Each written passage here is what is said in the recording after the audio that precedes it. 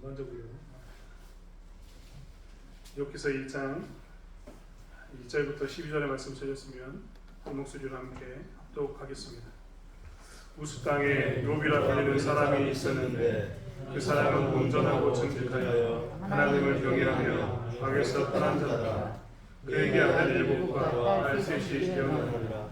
그의 소유물은 양이 7,000 마리요 낙타가 3,000 마리요 소가 500결이요 암나귀가 500마리이며 종도 많이 있었으니 이 사람은 건강 사람 중에 가장 훌륭한 자다. 그의 아들들이 자기 생일에 각각 자기의 집에서 잔치를 부르고 그의 누이 3명도 청하여 함께 먹고 마시더라. 그들이 자주로 잔치를 끝내면 욥이 그들을 불러다가 성결하게 해 아침에 일어나서 그들의 명수대로 번제를 드렸으니 이는 욥이 말하기를 혹시 내 아들들이 죄를 범하여 마음으로 하나님을 욕되게 하였을까 하며 욥의 행위가 항상 이러하였다. 하루는 하나님의 아들들이 와서 여호와 앞에 섰고 사단도 그들 가운데 온지라. 여호와 앞에서 사단에게 이르시되 내가 어디서 왔느냐. 사단이 여호와께 대답하여 이르되 땅을 두루 돌아다니 여기저기 다녔나이다. 여호와께서 사단에게 이르시되 내가 내 종 욥을 주의하여 왔느냐. 그와 같이 온전하고 정직하여 하나님을 경외하며 악에서 떠난 자는 세상에 없느니라. 사단이 여호와께 대답하여 이르되 욥이 어찌 까닭없이 하나님을 경외하리까. 주께서 그와 그의 집과 그의 모든 소유를 울타리로 두르신 때문이 아니니까. 주께서 그의 손으로 하는 말을 복되게 하사 그의 소유물이 땅에 넘치게 하셨음이니이다. 이제 주의 손을 펴서 그의 모든 소유물을 씻어서 그리하시면 틀림없이 주를 향하여 가지 않겠나이까. 여호와께서 사단에게 이르시되 내가 그의 소유물을 다 내 손에 맡기노라. 다만 그의 몸에는 내 손을 대지 말지니라. 사단이 곧 여호와 앞에서 물러가니라. 아멘. 저희는 오늘 욥기서를 잠깐 보려고 합니다. 욥기서는 우리가 잘 알고 있는 것처럼 욥에 관한 이야기입니다. 욥이 어떤 시대의 사람이었는가? 우리는 욥기서가 이렇게 지혜서 한가운데 있기 때문에, 성경의 한가운데 있기 때문에 아마 순차적으로 아브라함부터 시작해서 쭉 오다가 욥은 저 뒤에 사람일 거다라고 생각합니다. 하지만 욥기서에 나와 있는 욥은 어떤 시대의 사람이냐? 아마도 아브라함의 시대이거나 그 전보다 좀 더 위시대가 욥기일 거라고 사람들은 생각합니다. 제가 아는 성경 중에 연대기 성경이라는 성경이 있습니다. 그것은 성경의 연대별로 쭉 성경을 나열하는 성경이거든요. 그러니까 어떤 성경이 제일 먼저 나왔겠다 싶으면 그 성경을 제일 먼저 내놓습니다. 근데 그 성경에도 욥기서는 앞부분에 있습니다. 그러니까 욥기서가 굉장히 오래된 책이고 욥이라는 인물이 굉장히 오래전 인물이라는 것을 우리는 알 수 있습니다. 아브라함의 시대 정도라고 생각하시면 됩니다. 그럼 욥은 어디 사람이냐? 성경은 우스 땅에 사는 사람이다라고 이야기합니다. 우스 땅은 어디일까? 이 지명은 지금도 확인된 바는 없습니다. 그래서 우스 땅이 어디인가에 대해서는 잘 알지 못합니다. 하지만 분명한 것은 그는 우스 땅에 있는 사람입니다. 3절에 보면 우스 땅이 어디쯤에 있는가에 대한 힌트가 살짝 나와 있습니다. 3절 말씀에 보면 끝자락에 이 사람은 동방 사람 중에 가장 훌륭한 자다. 동방 사람이다라고 이야기하고 있습니다. 이 성경에 기록되어 있는 이 시기의 사람들에게 동방은 어디일까? 사실 동방은 우리가 속해 있는 이 아시아 땅을 전체를 이야기하는 절대 아닙니다. 이 사람들은 그 당시에 문화상 동방이 어디였느냐? 티그리스 강과 유프라테스 강이라고 이야기했던, 우리가 성경에서 제일 많이 이야기했던 아수르, 바벨론, 페르시아, 이 지역이 동방이었습니다. 지금도 우리나라 용어에 근동이라는 말이 있습니다. 근동이면 동쪽에 가까운 쪽이 근동인데, 그럼 동쪽이 가까운 쪽인가 보다고 생각하는데요. 우리가 말하는 서남아시아 땅이 근동입니다. 유럽 사람은 서남아시아 땅을 지금도 뭐라고 이야기하냐면 근동, 이라크, 시리아, 이스라엘 이쪽을 근동이라고 이야기합니다. 그러니까 우리가 생각하는 동쪽과는 다릅니다. 여기서 말하는 동방 사람도 마찬가지입니다. 동방 사람이라는 것은 그 시대에 아람 사람이 살았던 땅, 즉 티그리스와 유프라테스 강이라고 이야기했던 제일 위쪽에 있는 그 땅 중에 하나. 오늘날로 이야기하면 시리아와 이라크 땅의 경계선쯤 되는 쪽이 동방입니다. 우리나라를 말하는 게 절대 아닙니다. 중요한 것은 그 지역 사람이었다라고 이야기합니다. 즉 성경에서 말하는 이스라엘이 이렇게 있다면 그 위로 한참 더 올라가면 이렇게 강이 두 강이 흐르고 있는데 여기가 티그리스 유프라테스 강입니다. 요 지역에 있는 사람, 요 지역에 있는 사람이었다라는 것을 알 수 있습니다. 아무튼 어디 있는지 모르지만 그 땅에 있었다라는 것을 알 수 있는 거죠. 제가 이 성경 욥기를 읽다가 참 재밌다라고 생각했습니다. 왜 재밌냐? 아브라함이 어디 사람인지 아십니까? 갈대아 우르 사람입니다. 갈대아 우르는요, 티그리스와 유프라테스 강이라고 이야기했던 요 끝자락, 제일 아랫지방에 우르 지방이 있거든요. 근데 이 욥은 어디 사람이라고요? 그 강의 제 밑자락에 있는 사람 중에 하나. 그러니까 대부분 우리가 잘 알고 있는 과거에 있었던 신앙의 선배들이 티그리스와 유프라테스 강 근처에 살고 있던 선배들이 이렇게 신앙의 선배들이 이주해가지고 강한 땅을 만들었구나, 하나님 뜻 가운데 서 있구나라는 것을 보면서 제가 참 재밌다. 정말 이 팔레스타인 지역이라고 여겼던 이 지역이 정말 재밌는 지역이구나라는 생각이 들었습니다. 아무튼 제가 100가지로 나갔지만 중요한 것은 뭐냐면 욥이라는 사람이 이렇게 동방 사람, 우스 땅에 사는 사람이었다는 겁니다. 그런데 그는 그 땅에 살면서도 하나님을 잘 섬기는 사람이었습니다. 재밌지 않습니까? 그 땅은 원래 달신을 섬기는 문화가 있었고, 그 다음에 바람신을 섬기고 태양신, 폭풍의 신을 섬기는 그런 땅이었습니다. 그런데 그 땅에 하나님을 잘 섬기는 사람이 존재하고 있었습니다. 이것도 너무나 재밌습니다. 성경은 우스 땅에 사는 욥이라는 사람에 대해서 이렇게 이야기하고 있는 겁니다. 우스 땅에 있는 욥이라는 사람은 그럼 어떤 사람인가? 우리는 욥기 하면 의인이라고 이야기합니다. 욥기는 그냥 의인이었는가? 우리가 이제 하도 많이 들어서 의인이라고 이야기하는데 욥은 진짜 의인이었습니다. 먼저 욥기라는 이 욥기가 있는데 욥기서 1장 1절은 이렇게 시작하고 있습니다. 우스 땅에 욥이라 불리는 사람이 있었는데 그 사람은 온전하고 정직하여 하나님을 경외하며 악에서 떠난 자더라. 1장 1절이 시작하면서 뭐라고 시작했다고요? 야, 욥이라는 사람이 있는데 이 사람은 의인이야. 이 사람은 뭐라고 표현하고 있습니까? 온전하고 정직하여 하나님을 경외하며 악에서 떠난 자. 우리가 생각하기에 이 사람은 의인. 욥은 의인이라고 이야기합니다. 여러분 욥기서는 누가 썼을까요? 라고 물어보면 사람들은 욥기서는 누가 썼는지 잘 모른다고 이야기합니다. 하지만 우리가 추측해 볼 수 있는 게 있습니다. 뭘 추측해 볼 수 있느냐? 욥의 속마음도 잘 나와 있고 욥 주변에 있는 친구들의 이야기도 잘 나와 있습니다. 그러면 아마 욥이 고난받는 동안 옆에서 가장 가까이서 지켜봤던 사람 중에 하나일 겁니다.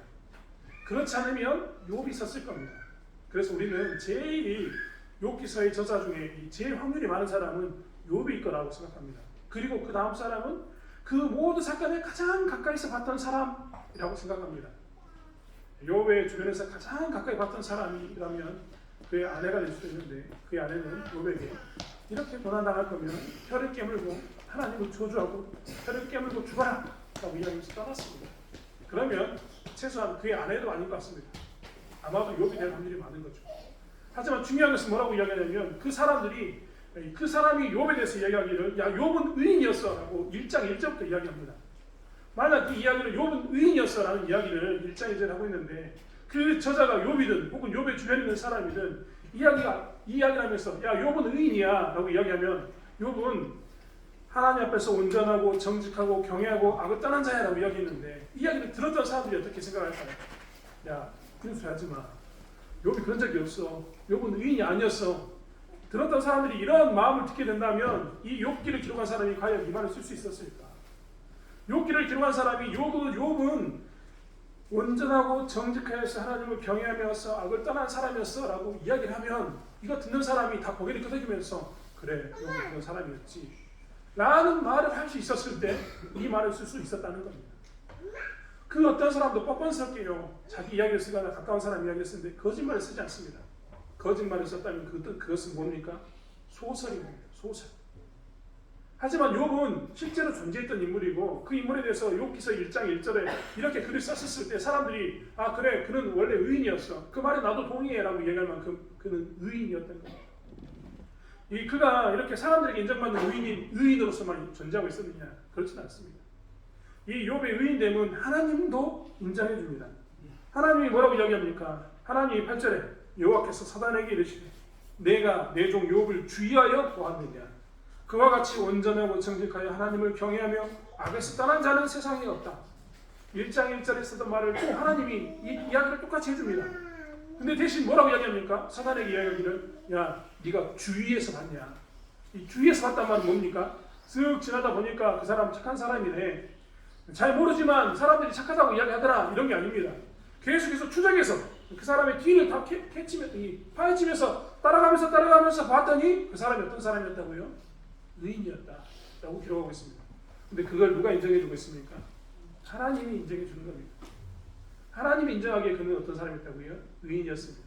즉 사람에게도 의인이었고, 욥이 의인이었어라고 이야기하는 사람들이 그래 다 욥이 의인이었어 이렇게 동의주는 의인이었고, 하나님 보시기에 어떤 사람이었다고요? 주위에서 살펴봐도 의인이었습니다. 그럼 거기만 있느냐? 그렇지 않습니다. 사단이 했던 이야기도 들어보십시오. 9절에 보면 사단이 여호와께 대답하여 이르되 욥이 어찌하여 까닭없이 하나님을 경외하리까? 까닭없이 하나님을 경외하리까? 이유가 있으니까 하나님을 경외하겠죠, 이런 말입니다. 하지만 그 이야기 뒷면을 보면 뭡니까? 사단이 주의하면서 살펴보아도 그는 이유 때문인지 이유 때문이 아닌지 모르지만 하나님을 경외하는 사람이었다. 사단이 봐도 그는 어떤 사람이었다고요? 의인이었던 겁니다. 그는 의인인 게 분명합니다. 그럼 말로만 이렇게 사람들이 평가해 주니까 의인이었느냐? 성경을 봐도 그가 의인입니다. 여러분, 고대 근동에는요, 고대 근동이라 이야기하는 것은 하나님을 섬기는 이 사람들이 있었던 지역과 하나님 믿지 않는 사람이 같이 살고 있었던 그 땅에 있는 사람들에 대해서 이야기하는 겁니다. 그 당시에는 관습법이 있었습니다. 관습법이라는 것은 뭐냐면 법에 있지 않아도 사람들이 다 상식적으로 그건 이거야 라고 생각하는 게 관습법입니다. 그 사람들이 다 가지고 있는 마음이 있었는데 그건 뭐냐면 착하게 사는 사람은 복을 받고 나쁘게 사는 사람은 저주를 받는다, 이런 생각을 가지고 있었어요. 여러분, 이 말에 동의하십니까? 아마 이 관습법은요 우리나라도 똑같습니다. 그렇죠? 여러분, 착하게 사는 사람은 복을 받고 나쁘게 사는 사람은 벌을 받아야죠. 저주를 받는 게 당연한 줄 알겠습니까? 이것에 대해서 아니야, 난 반대로 생각해 라는 사람은 거의 없을 겁니다. 왜냐하면 이것은 우리나라에서 가지고 있는 이 관습적인 생각들입니다. 그런데 재밌는 것은 이런 생각들을 다 가지고 있었는데 그들은 관습법 안에서도 어떤 생각을 가지고 있었느냐, 특별히 하나님을 섬기는 사람들 그리고 그 주변에 있는 사람들은 어떤 생각을 가지고 있었냐면 그들이 만약에 신을 잘 섬기면 자식들이 잘 되고 그리고 재산이 부유해지는 삶을 살 거야 라고 생각했던 겁니다. 그리고 하나님의 자기들의 신을 잘 섬기지 못하면 어떻게 한다고요? 저주를 받아서 자식이 없거나 자식이 잘못되거나 혹은 잘 사는 집이 폭삭 망해가지고 재물이 사라지는 그런 삶을 살 거야 라고 생각했던 겁니다. 실제적으로 신명기에 보면요, 하나님께서 신명기 27장 28장에 봐도 하나님께서 그들과 동일한 이런 관습법처럼 보이는 말씀을 선포하셨습니다. 신명기 27장과 28장에 보면 그리심산과 여발산에서 하나님께서 신명기 27장에서는 하나님이 했던 말에 대해서 아멘으로 화답하게 만듭니다. 너 이러면 벌 받을 거야, 아멘. 너 이러면 잘 될 거야, 아멘. 이 일을 신명기 27장에서 시킵니다. 그리고 신명기 28장에 가면요, 하나님이 이야기해 줍니다. 뭘 이야기해 주냐면 가나안 땅에 너희들이 들어갔을 때 너희들이 하나님 말씀을 잘 순종하면 이런 일이 너희에게 있을 거야. 잘 순종하지 않으면 저런 일이 있을 거야 라고 설명해 줍니다. 신명기 28장 4절부터 6절의 말씀을 보면 그때 뭘 이야기하는지 한번 들어보십시오. 28장 4절부터 6절의 말씀은 너희들이 율법을 잘 순종하면에 대한 말입니다. 그렇게 되면 어떻게 되느냐? 내 몸의 자녀와 내 토지의 소산과 내 짐승의 새끼와 소와 양의 새끼가 복을 받을 것이며 내 광주리와 떡 반죽 그릇이 복을 받을 것이며 내가 들어와도 복을 받고 나가도 복을 받을 것입니다. 어떻게 한다고요? 자녀들이 그리고 토지의 소산, 즉 재물이 축복을 받는다라고 이야기하고 있습니다. 반면에 신명기 28장 15절부터 19절의 말씀을 보면요, 정반대 이야기를 합니다. 그때는 네가 말씀에 순종하지 않으면 너에게는 저주가 있을 거야 라고 이야기하는데 그 내용은 이렇습니다. 내가 만일 내 하나님 여호와의 말씀을 순종하지 아니하여 내가 오늘 내게 명령하는 그의 모든 명령과 규례를 지켜 행하지 아니하면 이 모든 저주가 내게 임하며 내게 이를 것이니 내가 성읍에서도 저주를 받으며 들에서도 저주를 받을 것이요 또 내 광주리와 떡 반죽 그릇이 저주를 받을 것이요 내 몸의 소생과 내 토지의 소산과 내 소와 양의 새끼가 저주를 받을 것이며 내가 들어와도 저주를 받고 나가도 저주를 받으리라. 하나님께서 뭐라고 얘기하냐면 내가 율법을 잘 지키면 자녀와 재물이 늘어날 거다. 네가 하나님 말씀 잘 지키지 않으면 네 자녀가 그리고 네 재물이 사라질 것이다 라고 이야기하고 있는 겁니다. 이게 뭐냐면 하나님 말씀에도 있는 거였고 하나님을 안 믿는 사람들도 그 주변에 있는 사람들이라면 다 그것에 대해서 그래 그게 당연한 거지 라고 인정해주는 관습법 중에 하나였습니다. 그런데 오늘 욥기의 말씀은 1장 1절에 욥은 의인이었어 라고 설명해주고 난 다음에 2절과 3절에 뭐라고 이야기하고 있습니까? 그에게는 아들 7과 딸 3이 태어나니라. 그는 자식이 축복을 받았습니다. 많은 자식을 낳았던 거죠. 3절에는 그의 소유물은 양이 7,000마리요 낙타가 3,000마리요 소가 500결이요. 여기서 결이는 한 쌍이니까 소가 1,000마리란 말입니다. 암나귀가 500마리며 종도 많이 있었으니 이 사람은 동방 사람 중에 가장 훌륭한 자라. 여기서 훌륭한 자라 이 말은 뭐냐면 재물을 막 해놓고 난 다음에 훌륭한 자라 이렇게 표현했습니다. 그 말은 다른 말로 이야기하면 재물에 있어서는 네가 이 사람 가장 재물을 많이 받은 사람 중에 하나이다. 이런 말이 들어있는 겁니다. 그렇기 때문에 우리는 이 자식들과 재물만 봐도 욥의 신앙을 알 수 있습니다. 그의 삶이 주변 사람들 보기도 어땠는지 우리는 알 수 있는데 그가 정말 하나님을 잘 경외하고 정직하고 온전한 사람이었다. 악을 떠난 사람이었다라는 것을 알 수 있습니다. 그가 누린 재물만 봐도 그렇다는 겁니다. 자신만 봐도 그렇다는 겁니다. 그런데 그것만 있습니까? 그가 자녀들을 대하는 태도를 봐도요. 그가 하나님께 얼마나 정직하고 온전하고 경외했는지 악을 떠난 자였는지를 알 수 있습니다. 그 자녀들은요. 생일이 되면 잔치를 했습니다. 그런데 재밌는 것은 뭐냐면 그의 아들들이 생일에 각각 자기의 집에서 잔치를 베풀었습니다. 그러니까 자식 10명이 있었는데 집이 하나씩 있었던 겁니다. 10명이 자기 집에 잔치를 베풀었습니다. 근데 잔치를 베풀 때 생일 때가 되면 자기 혼자 먹고 마시는 게 아니라 자기 동생들 식구들을 싹 불렀습니다. 10명의 형제가 같이 어떻게 했다고요? 잔치를 베풀었던 겁니다. 그러면 잔치를 베푼 것까지는 좋은데 욥은 뭘 했느냐? 잔치가 끝나면 이제 말씀해 보면 이렇습니다. 5절의 말씀에 보면 그들이 차례대로 잔치를 끝내면 욥이 그들을 불러다가 성결하게 하되 아침에 일어나서 그들의 명수대로 번제를 드렸으니 이는 욥이 말하기를 혹시 내 아들들이 죄를 범하여 마음으로 하나님을 욕되게 하였을까 함이라. 욥의 행위가 항상 이러하니라. 욥이 뭐라고 이야기했냐면 자식들이 잔치를 베풀고 난 후에 혹시 잔치 가운데 그가 뭐가 잘못이 돼 있을까봐 그 다음날 아침에 일찍 깨워가지고 뭘 했다고요? 하나님께 명수대로 제사를 지냈다라고 이야기하고 있습니다. 욥은요 하나님을 경외하는 이런 삶을요 항상 이렇게 살았습니다. 항상. 여러분 한번 생각해 보시겠습니까? 여러분 이제 우리 성경에 나왔으니까 한번 생각해 보면 예전에 제사를 지냈는데 제사의 제물은 성경에서 비둘기, 순양, 비둘기, 양, 그다음에 염소, 그다음에 소, 이 4가지를 이야기합니다. 가난한 사람은 비둘기, 좀 부유한 사람, 적당한 사람은 양과 염소, 진짜 돈 많은 사람은 뭘로 드린다고요? 소. 소값이 제일 비싸거든요. 그 땅도 소가 굉장히 귀했던 동물 중에 하나였고 비싼 동물 중에 하나였습니다. 요즘 소 한 마리가 보통 얼마입니까? 우리 장로님 이제 아시나요? 소 한 마리 얼마입니까, 장로님? 새끼로. 암소가 새끼를 낳았다. 얼마요? 400에서 500? 500만 원 정도 한다고 생각해 보십시오. 자, 그러면 한번 우리가 계산해 봤으면 좋겠습니다. 새끼소가 500만 원이면 그냥 500만 원 잡고 자식이 10명입니다. 각 명수대로 제사를 지냈으니까 한 번 할 때마다 소를 몇 마리 잡는 겁니까? 10마리를 잡습니다. 한 번 제사 지낼 때마다 얼마씩 썼다고요? 10마리. 이렇게 하면 완 받았잖아요. 피부로 우리가 아이고 10마리 잡았는데 이거밖에 안 되잖아요. 돈으로 따지면 돈으로 얼마입니까? 5천만 원. 생일 때 한 번씩 그 아이들을 위해서 번제를 줄 때마다 뭐 있다고요? 5천만 원 쓴 겁니다. 자식이 10명이에요. 1년에 얼마 썼을까요?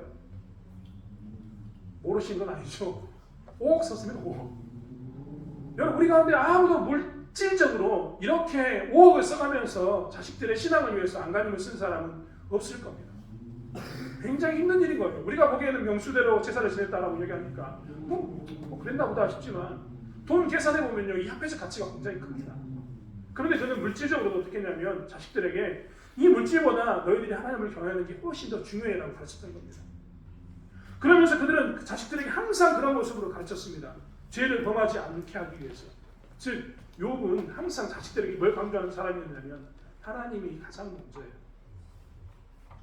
네 인생 가운데서 공부도 중요하고 네 가운데 돈 버는 것도 중요하지만 그것보다 더 먼저 되는 건 뭐라고요? 하나님이야 라고 강조했던 사람이 누구라고요? 욥입니다. 그러니까 그의 신앙의 삶을 보면요 관습법상 그는 부자였기 때문에 사람들이 야 저런 사람은 인정해 줘야 돼 이런 사람이었고 그의 삶을 이렇게 구체적으로 살펴보아도 주위에서 살펴보아도 자식들에게 하는 이 모습만 보아도 어떤 겁니까? 신앙 제일주의, 하나님 제일주의, 하나님이 제일 먼저 이 생각을 가지고 있던 사람이 누구냐면 욥이었다. 이런 것을 알 수 있습니다. 이렇기 때문에 이 당시의 사람 그리고 우리들 또한 어떤 사람도 욥이 의인이 아니었다라고 이야기할 수가 없는 겁니다. 그는 주위에서 살펴봐도 의인이었고 어떤 사람도 그 당시 관습법상 모든 것을 동원해서 봐도 그는 의인이었습니다. 중요한 것은 그가 의인인 게 분명한데 자녀들을 대하는 방식이나 삶을 보아도 의인인 게 분명하고 하나님 인정했고 사단도 인정했고 사람들이 인정했고 의인인 게 분명한데 중요한 것은 뭐냐면 왜 그가 고난을 당하는가? 왜 그가 고난을 당하는가? 고난을 당한 이유에 대해서 우리는 알 수가 없습니다. 우리가 알고 있는 관습들은 어떻습니까? 우리가 알고 있는 관습법은 권선징악, 그 다음에 인과응보, 나쁜 일 했으면 벌 받는다. 우리 똑같다니까요. 품 심은 데 끝나고 팥 심은 데 끝나는 겁니다. 내가 심었으니까 나는 거예요. 이게 당연한 겁니다. 원인이 있었으니까 결과가 있는 거라니까요. 그러면 선을 심고 의인으로 삼았으면 하나님께서 뭐 해야 됩니까? 의인의 삶을 살게 해줘야 되잖아요. 악인을 저주한다면서요. 말씀대로 순종하면 복을 받게 한다면서요. 그런데 하나님께서 뭐라고 얘기하냐면 야 욥은 의인이었어라고 분명히 이야기하시는데도 불구하고 욥기에 뭐라고 얘기하냐면 그런데 그가 모든 것을 잃는 고난 가운데 있는 것을 이야기합니다. 끔찍하지 않습니까? 여러분 다른 말로 이야기하면요. 여러분에게 우리에게 이 체감 있게 말하려면 이런 겁니다. 교회 열심히 다녀도 너 고생한다. 너 교회 열심히 하고 예배드리고 헌금 잘하고 네가 신앙생활 잘하고 남들보다 열심히 해도 너는 고통 가운데 있을 거야. 너한테 안 좋은 일 있을 거야.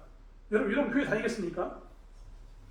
나 같아서 고민한다니까요. 아니 내 교회 열심히 다니면 나에게 복을 줘야지. 남들보다 더 열심히 했으면 내게 은혜를 주시고 내게 복을 주고 내 자식이 잘 되고 내 재물이 쌓여야지. 내 국가는 풍성해져야지.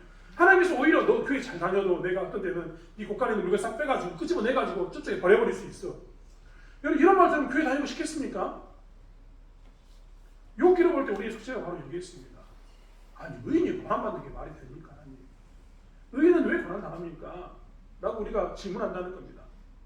우리가 교회 다니는데도 열심히 다니는데도 고통을 당하면 우리가 툭 던지는 말로 하나님 내가 뭐 잘못했습니까? 하나님 내가 하나님께 열심히 섬겼는데 왜 내가 고통당합니까? 우리가 핏대 세우면서 하나님께 기도하는 것처럼 그 질문을 욥기에 하나님께서 하고 있는 겁니다. 여러분 욥기를 통해서 하나님께서 우리에게 주시는 첫 번째는 뭐냐면요. 너희들은 이해하지 말고 순종해야 한다라고 얘기합니다. 이해하지 말고 순종해야 한다. 욥기의 첫 번째는요. 이해하는 게 아니라 순종이다라는 것을 강조하고 있습니다. 여러분 하나님은요. 이해의 대상이 아닙니다. 그래서 이해하지 말고 순종하라는 말을 우리 기억해야 됩니다. 이해의 대상이 아니라 어떤 대상이라고요? 순종의 대상. 이게 욥기의 핵심입니다. 여러분 이해라고 이야기하면 어떤 게 이해냐면 우리가 아까 봤던 관습법을 이야기하면서 했던 그 말씀이 우리가 이해하는 겁니다. 예를 들면 신명기 27장과 28장을 펴놓고 우리는 하나님께 따질 수 있습니다. 하나님 율법대로 살면 나에게 복 주신다면서요. 내 자식은 잘 되고 하나님 내 물질은 풍성해진다면서요. 들어와도 복을 받고 나가도 복을 받는다면서요. 하고 따질 수 있습니다. 왜요? 이해의 대상이니까. 내가 뭔가 계산을 따져가지고 내가 잘못했는가를 따져가지고 하나님을 이렇게 평가해가지고 하나님 말씀이 이렇게 나왔지 않습니까? 하고 따지는 게 다 뭡니까? 이해입니다. 우리는 그렇게 사는 게 익숙합니다. 원인과 결과를 가지고 그렇게 따지는 게 익숙하다는 겁니다. 그런데 하나님께서는 뭐라고 얘기하냐면 그런 것으로 사는 게 아니다. 너희는 이해되지 않아도 순종해야 된다라고 이야기합니다. 좀 더 어려운 이야기를 좀 해볼까 합니다. 성경은 지혜에 관해서 이야기합니다. 지혜. 여러분 지혜가 뭡니까? 사실 우리도 지혜가 있습니다. 우리에게도 지혜가 있어서 속담, 격언, 명언 이런 걸로 이야기합니다. 제가 대학교를 졸업하고 군대 갔을 때 제가 가지고 갔던 책 중에 군대 갈 때 가지고 갔던 책 중에 하나가 성경이고 하나가 책은담이라는 책입니다. 책은담. 여러분 책은담이라는 책이 뭐냐면 동양에 있는 모든 격언, 명언들을 싹 모아놓은 것이 책은담입니다. 아주 그냥 책은담, 아주 좋은 내용들. 그 내용 다 들어있습니다.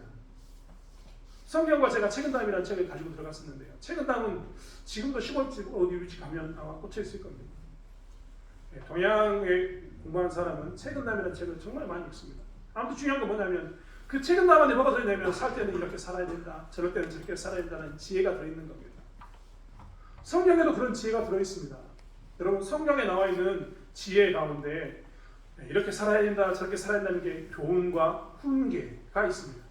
하지만 이런 교훈과 훈계는 긴 거고요. 좀 짧게 모아놓은 것, 정말 말 한마디를 콕 집어가지고 탁 이야기하는 그 내용이 어디에 들어있냐? 잠언에 들어있습니다. 잠언. 여러분 성경에서 잠언이라 나왔을 때 잠언이 무슨 말인지 아십니까? 잠언이 지혜다. 이 지혜의 글이다. 맞습니다. 거기 안에 지혜가 들어있습니다. 지혜의 글이 맞습니다. 제가 말하고 싶은 것은 잠언이라는 단어가 어떤 의미인가 생각을 하는 겁니다. 잠언. 잠언이요. 잠언의 잠자가 한자로는 바늘을 바늘. 바늘잠 말씀언. 이게 바늘로 찌르는 말씀.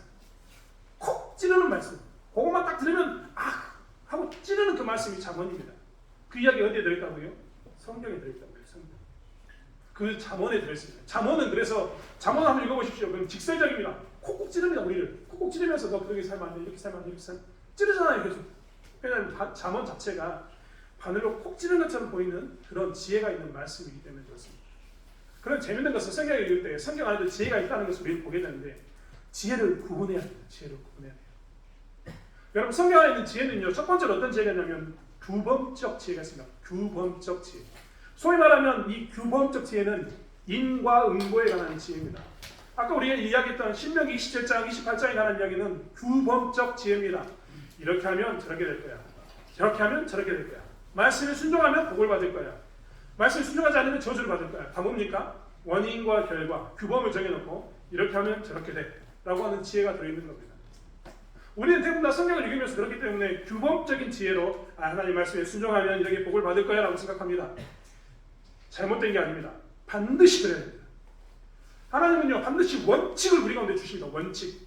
세상에서 제일 위험한 사람은요 원칙이 없는 사람이 제일 위험합니다. 반드시 원칙은 있어야 됩니다. 그렇기 때문에 성경은 우리에게 규범적 지혜를 이야기합니다. 원칙 있는 이야기를 반드시 한다는 겁니다. 하지만 잠언이나 이런 것들 중에서 원칙적 지혜를 이야기한다면 욥기를 통해서는 또 다른 지혜를 이야기합니다. 그것은 뭐냐면 원칙을 가지고 가는 이런 규범적 지혜가 존재하는 반면에 예외도 있어.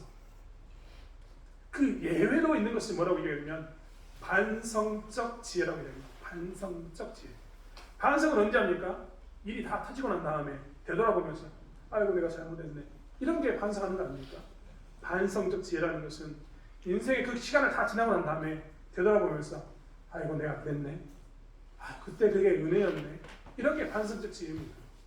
여러분 단어가 어려워서 그렇지요. 반성적 지혜는 다 하고 삽니다. 어떻게 하고 살았습니까? 우리가 그동안은 몰랐는데 내가 지나고 나니까 되돌아보니까 아까 우리 은혜 찬양했던 것처럼 은혜라고 여겼던 것처럼 모든 것이 다 은혜였어. 내 인생 가운데 은혜가 아닌 게 없었어 라고 여겼던 이 모든 건 뭡니까? 내가 인생을 다 지나고 난 후에 보니까 그게 은혜였어. 저도 제가 가끔 이야기하지 않습니까? 제가 30대에 정말 한국 돌아와가지고 선교사로 살다가 한국 돌아와서 죽도록 고생했거든요. 거짓말 않고 머리카락 빠지고 흰머리 날 만큼 고생했거든요. 하루에 2시간 반, 3시간 자고 정말 그때 죽는 줄 알았거든요. 한 5년 동안 정말 피 터진 줄 알았습니다. 너무 힘들었거든요. 왜 하나님께서 나에게 이런 일을 주시는가? 선교사로 내 인생을 헌신했으면 나에게 복을 줘야지! 라고 하나님께 따질 때가 엄청 많았습니다. 그런데 그때를 딱 지나고 난 후에 지금 내가 되돌아보니까요. 그때 그 경험하기를 100번 잘했습니다. 라는 생각이 듭니다. 왜냐하면 그때 내가 꺾이지 않았으면 여러분이 이야기했던 것처럼 저는 교만 덩어리였을 겁니다. 저는 정말 죄송한 이야기지만 그 시기 제가 경험했던 그 시기 이전에는요. 최선책만을 강조했던 사람입니다. 여러분 저기 자고 있거나 전화 중에 있으면요. 저는 예전 같았으면 애들한테 신발 던지고 욕하고 그랬습니다. 심지어 예배 시간에 똑바로 안 하면 싸대기 때리고 이 새끼들 저 새끼들 하면서 욕했던 사람이 접니다. 그런데 그 시기를 딱 경험하고 나니까 어떻게 되냐면 어떻게 되는지 아십니까? 웃습니다. 괜찮아. 그럴 수도 있지. 기다려줍니다. 제가요 그 전까지는 기다리는 걸 진짜 못했거든요. 왜 못하냐? 이 간다는 걸 왜 못하냐? 똑바로 해야지. 맨날 이런 사람이었습니다. 안 돼? 그럼 맞으면서 해야지. 이런 사람이었다는 겁니다. 근데 시간이 지나고 그 시간을 딱 지나고 난 후에 어떻게 되냐면 기다릴 줄 아는 사람이 됐습니다. 내 힘으로 되는 건 없구나. 기다리면서 기도해야 되는구나. 그냥 기다리는 게 아니라 기도하면서 하나님 그에게 뜻을 이루어주십시오. 저 아이들에게 예수를 만나게 해주시고 저 사람에게 예수를 만나게 해주시고 저 문제 있는 가정에 예수님께서 개입하셔서 저 집안을 바꿔주십시오. 기도하는 것밖에 없구나라는 것을 배웠습니다. 이런 게 뭡니까? 반성적 지혜입니다. 반성적 지혜. 저만 이런 경험했습니까? 여기 앉아있는 우리 권사님들 장로님들 다 하셨습니다. 아이고 내가 그때 그렇게 살아가지고 멍청하게 그렇게 살아가지고 하면서 아이고 그때 그게 은혜였구나. 오히려 내가 그렇게 무너졌던 게 은혜였구나. 그때는 내가 힘들어서 막 하나님 원망하고 불평했는데 되돌아보니까 아이고 그게 은혜였어 라고 고백하는 감옥이 이게 뭡니까?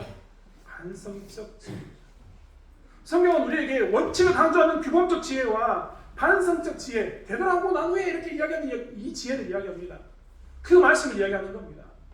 욥기를 통해서 하나님께서 우리에게 주시고자 했던 말씀은 너희 인생 가운데는 반성적 지혜도 있어. 원칙만을 가지고 최선책을 따지고 원칙만을 가지고 왜 안 했냐고 결과를 가지고 이야기하면서 따지는 그런 삶이 아니라 어떤 때는 예가 있어서 되돌아보면서 뒤에 가서 이때를 봤을 때 느껴지는 지혜가 있으니 뭐하라고요? 규범적 지혜를 가지고 사람을 재단하지 말고 너희들이 고난 가운데 있었을 때 아픔 가운데 있었을 때 하나님 내가 이렇게 하나님을 잘생겼는데 왜 나한테 이런 거 주십니까? 라고 이해의 수단으로 하나님을 따지지 말고 어떻게 하라고요? 지금은 잘 모르겠지만 순종하라. 이해가 되지 않지만 순종하면 저 뒤에 돌아가서 어느 시점에 가면 그게 은혜였구나. 그게 나를 훈련시키는 것이었구나. 그게 나로 하여금 성장하게 만들었구나. 그게 나로 하여금 정말 지금 이렇게 정금같이 되는 하나님의 그 순간이었구나라는 것을 알게 된다는 겁니다. 그래서 욥기서는 우리에게 주시면서 하시는 말씀이 뭐냐면 이해하지 말고 뭐하라고요? 순종해라. 니들이 의인으로 살아도 고난받으면 왜 의인인데 고난받습니까? 하나님 섬기도 아무 소용이 없는 것 아닙니까? 하나님을 섬기나 하나님을 섬기지 않으나 이렇게 고난을 받으면 의미가 없잖아요. 그럼 저 교회 안 나올래요. 이런 말 하지 말고 어떻게 하라고요? 순종해라. 이해되지 않아도 순종해라 라고 이야기하고 있는 겁니다. 여러분 사단은요 하나님한테 이렇게 이야기했습니다. 하나님 까닭 없이 하나님을 경외하겠습니까? 이 말을 집어넣고 이야기하면요 사단이 보기에는 세상 사람들은 다 까닭이 있으니까 하나님을 경외하는 겁니다. 그렇지 않습니까? 하나님께 나오면서 내가 하나님 잘생기면 이렇게 해주겠지. 하나님 잘생기면 자식들에게 복을 주고 하나님 잘생기면 내가 부자가 되고 이런 까닭이 있게 이유 있게 나온다는 겁니다. 사단이 보기에는 세상 사람이 다 이렇게 이유 있게 까닭 있게 나온다라고 생각했던 겁니다. 까닭 없이 경외 있겠습니까? 라고 묻는 질문에 대한 답은 여기 있습니다. 욥도 그런 사람입니다. 욥도 잘 보십시오. 그런 사람입니다. 하나님이 울타리를 쳐주시고 복 주시고 돈 주시고 잘 살게 해주니까 그가 생기는 거지. 하나님 만약 그 제거하면 그는 까닭이 없으면 이유가 없으면 하나님 안 섬길 겁니다 라고 이야기하는 겁니다. 마치 우리에게 이야기하는 것 같습니다. 우리가 교회 나오면서 까닭 일시 경외하기 위해서 나오는 겁니까? 하나님을 경외하는 데 있어서 우리가 목적이 있어서 나오는 겁니까? 내가 교회 가면 하나님께서 나에게 물질을 주시고 돈을 주시고 물론 이런 원칙은 지켜질 겁니다만 반드시 그럴 거라고. 내가 좀 더 남들보다 손을 더 거두면 하나님께 더 많은 복을 주시고 한 번 더 손을 거두면 또 다른 복을 주시고 이런 개념으로 우리가 하나님을 섬기는 건 절대 아니지 않습니까? 늘 말씀드린 것처럼 사랑하는 사이에 이런 계산이 들어가면 계산적인 산술적인 이유가 있어서 까닭이 있어서 사랑하는 사람이 서로 사랑하기 시작하면 이것처럼 비참한 게 어디 있습니까? 요즘 세상을 떠들썩하게 하고 있는 한 선수의 이 스캔들이 있습니다. 사기꾼이 그 여인에게 하면서 우리 결혼하자라고 이야기했는데 까닭 있게 접근한 겁니다. 차도 사줬습니다. 금, 은, 귀금속도 사주고 차도 사주고 비싼 차도 사주고 다 했습니다. 근데 그 이유는 뭐였습니까? 그 연을 통해서 사기치려고 접근했던 건 아닙니까? 까닭 있게 접근하는 건요, 이렇게 까닭 있게 이유 있게 접근하는 거는요, 사랑이 아니라 우리가 다른 말로 뭐라고 표현하냐면 사기라고 표현하는 사기. 근데 우리가 하나님 믿으면서 우리가 하나님께 사기치려 나온 게 아니잖아요. 까닭 있게 나온 게 아니잖아요. 내가 나가면 주겠다라는 그런 것 때문에 나온 게 아니잖아요. 우리가 하나님을 사랑하기 때문에 이 자리에 있는 겁니다. 어떤 사랑입니까? 그분이 자기의 자식을 아들 죽이기까지 하면서 우리를 사랑해 주셨습니다. 우리 죄 가운데서 건져내 주신 겁니다. 그것만 생각해도 우리는 뭐 할 수 있습니까? 하나님을 사랑하는 마음 가운데 순종할 수 있는 겁니다. 경외할 수 있는 겁니다. 사랑하는 성도 여러분, 우리는 그렇기 때문에 내가 고난이 올 때마다 우리가 신앙 고백 가운데 서야 되는데 첫 번째는 뭐냐면 하나님 내가 이해되지 않아도 순종하겠습니다. 언젠가 하나님께서 나로 하여금 이 구간을 지나게 했던 이유를 깨닫게 해주시겠죠. 그때까지 저는 순종하겠습니다. 이 고백이 필요한 겁니다. 그리고 그런 어려운 가운데 고난 가운데 있으면 우리는 이렇게 고백해야 됩니다. 하나님 까닭 없이 저는 하나님을 섬기는 게 아닙니다. 저는 이유가 있어서 하나님을 섬기는 게 아닙니다. 저는 하나님과 동행하는 길이 순탄하거나 혹은 평안하거나 혹은 어렵거나 그 가운데 폭풍의 길을 갈지라도 하나님을 사랑합니다. 저는 하나님을 사랑하기 때문에 하나님을 경외합니다라는 고백이 우리 가운데 있어야 하는 것입니다. 의인의 고난을 통해서 하나님께서 우리에게 말씀하신 것은 바로 여기에 있습니다. 너는 고난당해도 나를 사랑하네. 너는 네 고난과 비교했을 때 내가 준 사랑이 얼마나 큰 건지 알고는 있냐 라고 묻고 있다는 겁니다. 사랑하는 성도 여러분, 저희가 자꾸만 하나님의 뜻에 대해서 이해하려고 하고 내 뜻대로 이해되지 않으면 하나님의 말씀에 순종하지 않으려고 하는데, 이것들을 내려놓고 우리에게 고난이 찾아오고 우리가 하나님을 순종하는 삶을 사는 저 여러분이 되기를 원합니다. 그리고 또한 우리가 까닭이 있어서 하나님을 섬기는 게 아니라 사랑하기 때문에 섬긴다는 것을 고백하는 삶을 살아가는 저와 여러분이 되길 원합니다. 하지만 하나님께서는 언젠가 우리와 약속하셨던 천국을 허락하시고 푸른 초장에 인도하실 것을 여러분이 기대하십시오. 이 땅에서만의 누리는 복이 합니다. 저 땅 하늘에 하나님께서 허락하신 그 하나님 나라에서 누릴 복을 기억하면서 살아가는 또한 저와 여러분이 되길 원합니다. 기도하겠습니다. 하나님, 이해하지 말고 순종하기를 원합니다. 원칙은 지키겠습니다. 하지만 아버지 하나님, 이해도 있다는 것을 기억하면서 우리가 아버지 지금 이해가 되지 않지만 하나님 말씀에 순종하면서 시간이 지나고 난 후에 알게 된 그것을 기대하면서 나가는 삶을 살 수 있도록 붙잡아 주실 줄 믿습니다. 또한 아버지 하나님, 우리가 힘들고 어렵지만 우리는 이유가 있어서 하나님을 섬기는 게 아니라 사랑하기 때문에 섬깁니다라고 고백하게 하나님 붙잡아 주실 줄 믿습니다. 하나님, 의인의 집에는 많은 보물이 있어도 악인의 소득은 고통이 된다라고 하나님께서는 잠언서에 말씀하셨습니다. 하나님, 우리에게 있어서 돈 많은 것, 소득이 많은 것, 재물이 많은 것이 하나님이었다면 고통이 된다는 것 우리는 너무나 잘 알고 있습니다. 그렇기 때문에 꼭 하나님을 사랑하길 원합니다.